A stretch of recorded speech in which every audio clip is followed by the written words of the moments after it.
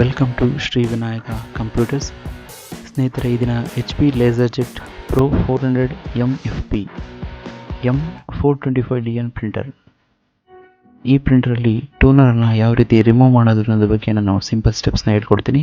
ಈ HP ಮಾಡೆಲಲ್ಲಿ HP ಪ್ರಿಂಟರ್ಲಿ ನಾನು ನಿಮಗೆ ಹೇಳಿರೋಂಥ ಮಾಡೆಲ್ ಈಗ ನಿಮಗೆ ಪ್ರಿಂಟರ್ ಶೋ ಮಾಡ್ತಾ ಇದ್ದೀನಿ. ಮೊದಲಿಗೆ ನೀವು ಇಲ್ಲಿ ಅಬ್ಸರ್ವ್ ಮಾಡುವುದು, ಇಲ್ಲೊಂದು ಡೌನ್ ಪ್ರೆಸ್ಸಿಂಗ್ ಮಾರ್ಕ್ ಇದೆ. ಅದು ಆ ಬಟನ್ನ ಪ್ರೆಸ್ ಮಾಡಿದ್ರೆ ನೀವು ಜಸ್ಟ್ ಸಿಂಪಲ್ಲಾಗಿ ಕಾರ್ಟ್ರೇಜನ್ನ ಹೊರಗೆ ತೆಗಿಬೋದು. ಅದೇ ರೀತಿಯೇ ಇಲ್ಲೇನಾದ್ರು ಪೇಪರ್ ಸಿಗಾಕೊಂಡಿದ್ರೆ ಅಥವಾ ವೇಸ್ಟೇಜಸ್ ಇದ್ದರೆ ನೀವು ಅದನ್ನು ಕ್ಲೀನ್ ಮಾಡ್ಬೋದು. ಅದೇ ರೀತಿಯೇ ಈಸಿಯಾಗಿ ಕಾರ್ಟ್ರೇಜನ್ನ ಸ್ಮೂತಾಗಿ ಇನ್ಸರ್ಟ್ ಮಾಡ್ಬೋದು. ಲಾಕ್ ಆಗೋವರೆಗೂ ಲಾಸ್ಟ್ವರೆಗೂ ಪ್ರೆಸ್ ಮಾಡಿ ಅದನ್ನು ಕ್ಲೋಸ್ ಮಾಡಿ.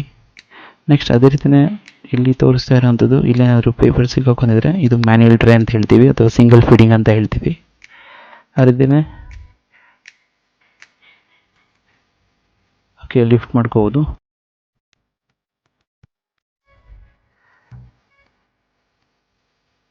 ಓಕೆ, ಹಾಗೆಯೇ ಅದ್ರ ಕೆಳಗಡೆ